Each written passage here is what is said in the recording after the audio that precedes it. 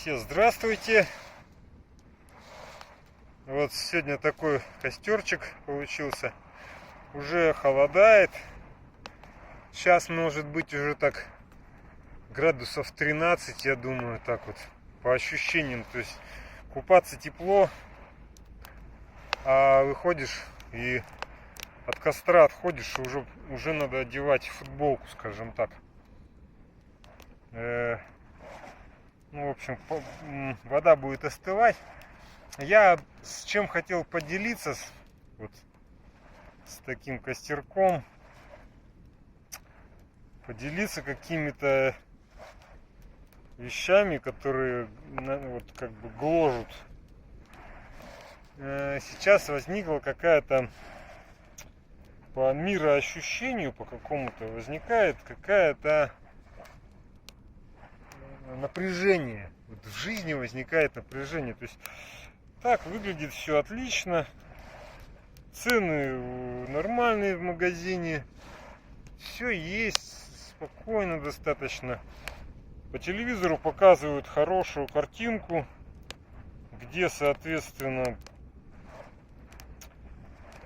все достаточно успешно идет, оборона, то есть как постоянные атаки на каких-то направлениях, на каких-то нет.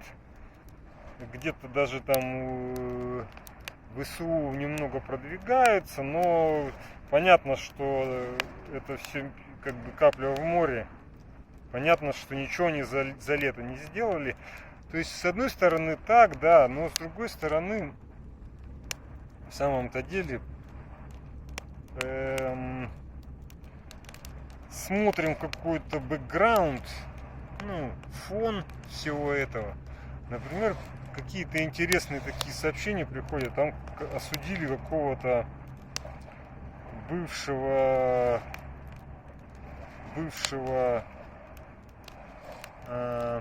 офицера ГРУ, что ли, что-то такое, за критику спецоперации официальной. Ну, то есть, как бы, то есть получается, что сейчас критиковать-то ничего нельзя. Вообще, вывод такой можно сделать, что после выступления Пригожина, когда там чуть все очень серьезно не закончилось, приняли какое-то решение, чтобы зачищать, скажем так, слишком патриотичные, скажем так, слои, ну не слои, потому что группы, ну даже может быть не группа, а клиентов, скажем так, нужно зачищать. Может быть, не обязательно садить, потому что, смотрите, и Стрелкова куда-то забрали там, и исчез Суровикин, он до сих пор, по-моему, так и не появился. Хотя он там выступил против Вагнера. И вот этого, то есть получается, как бы я уже высказывал эту мысль, вот почему она начинает напрягать. То есть получается, что быть настоящим патриотом и вот критиковать все-таки становится просто опасно. И это такой очень плохой звоночек, такой очень нехороший звоночек, потому что помогать нельзя, а критиковать тоже. Ну и возникает такое ощущение, что ты вот как бы вот патриотизм вообще это что такое, и как бы с чем его есть. То есть патриотизм ты должен выполнять, быть рабом государства или как? Ну, патриотизм-то в чем должен выражаться? То есть ты, государство абсолютно, оно во всем право. То есть, хотя очевидно, что там вот эта бюрократия, она, там и коррупция была большая. То есть как бы вон там Восточный строили космодром, там какие дела-то были. Там до сих пор что-то кого-то отлавливают в этом, в Минобороне. То есть, не знаю, то есть не может государство быть абсолютным. Вот в чем проблема. По одной простой причине, теоретической. Потому что оно состоит из людей. А люди — это человеческий фактор. Человеческий фактор всегда. То есть, так как оно по определению не может быть абсолютным, то вот система, когда критиковать нельзя, она, скажем так, к ней вопрос. Ну, я вот снова поясню методологию, то есть в чем здесь проблема вообще. Критики, не критики. Опять же, я про эту мысль уже высказывал. Это мысль о том, что мы не знаем, мы не можем знать будущее, мы не можем знать, как это вот, какие-то решения, действия, как они могут влиять на будущее. То есть, а если ты такое вот решение не примешь, там прессовать, допустим, сильно патриотичных, скажем так, клиентов, какое может быть будущее? Может быть, оно может быть какое-то менее стабильное, то есть и как бы более плохое, скажем так. Здесь ты принимаешь какое-то тоже нехорошее решение, по сути. Но, допустим, будущее может быть более стабильное, более лучше, то есть идущее там по плану, запланированному там сверху.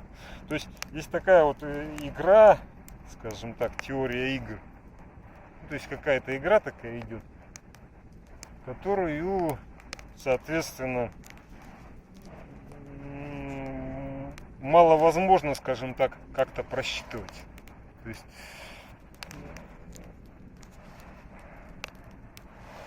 поэтому как бы, но все равно вот это вот создает какое-то напряжение. То есть после времени, когда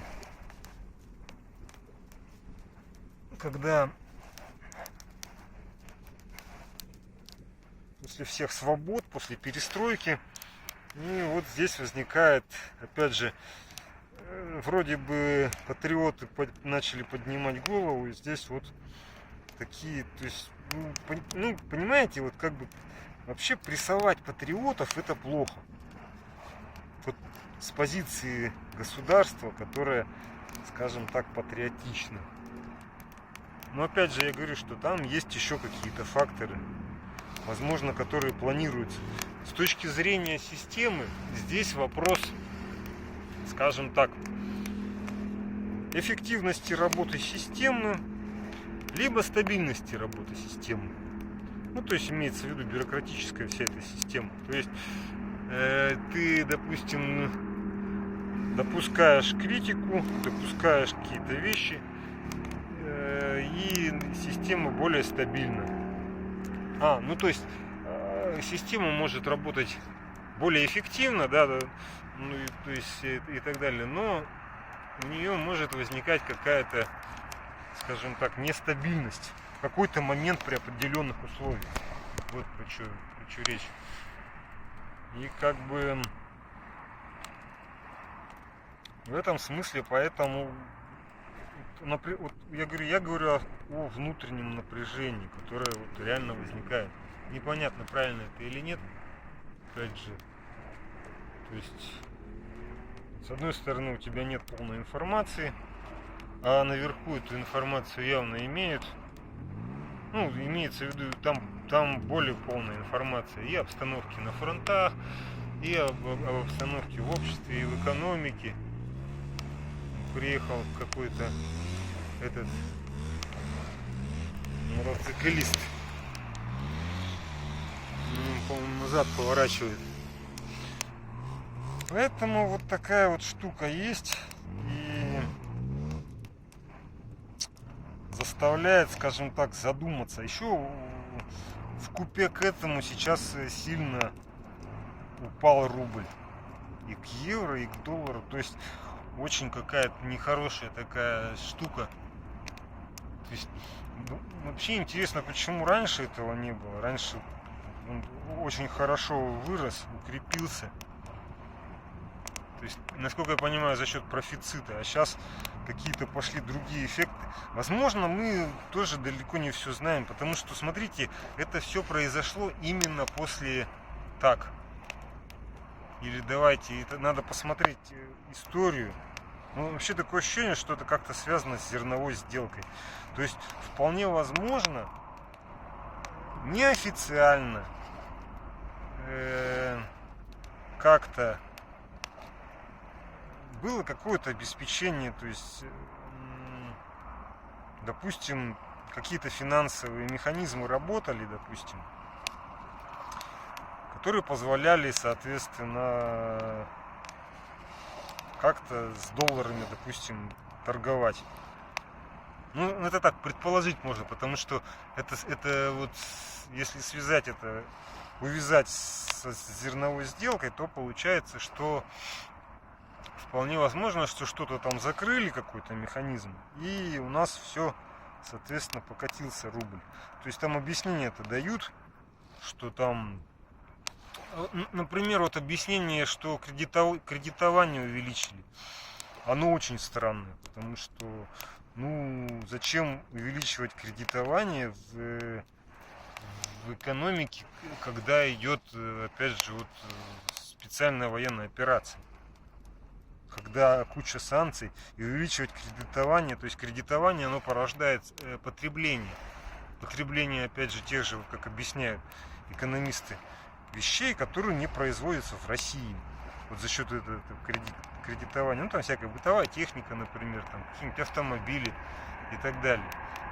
То есть зачем вот это, ну, возможно, что там пытались как-то стимулировать экономику за счет этого кредитования, ну да, есть такая штука, но в данном-то случае вот, в что это выливается?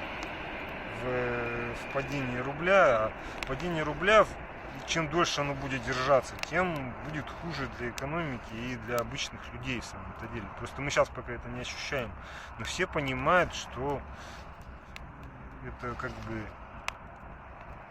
это будет деградация в самом-то деле. Цены пойдут вверх на какие-то продукты, которые за границей производят, и так далее. Вот пример приводили с пломбами тоже. Он мне актуальный, потому что для меня актуальный, потому что мне недавно пломбу поставили американскую, она до сих пор стоит. Фу-фу-фу. И слава богу, но сказали, что это была последняя партия. Еще с прошлых, скажем так, с прошлого времени.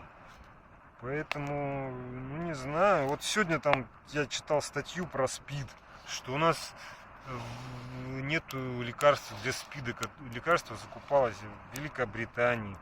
Ну, то есть какие-то вещи, вообще говоря, все-таки они начинают со временем сказываться, работать. То есть это можно видеть. Россия защищена с точки зрения продовольствия, это хорошо, там с каких-то ресурсов, но она совсем не защищена с точки зрения каких-то высокотехнологичных вещей. Там, процессоров, там всяких медицинских вещей, то есть как бы поэтому такая вот игра идет, и там идет деградация, там всякие против Байдена что-то там пытаются делать, хотя не получается, там с Трампом возятся,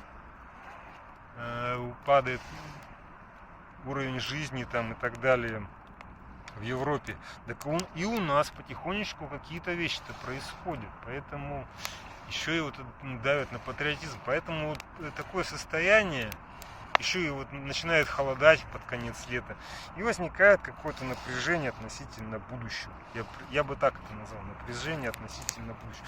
Ладно, ну что, на этом пока все, у меня уже коленка болит.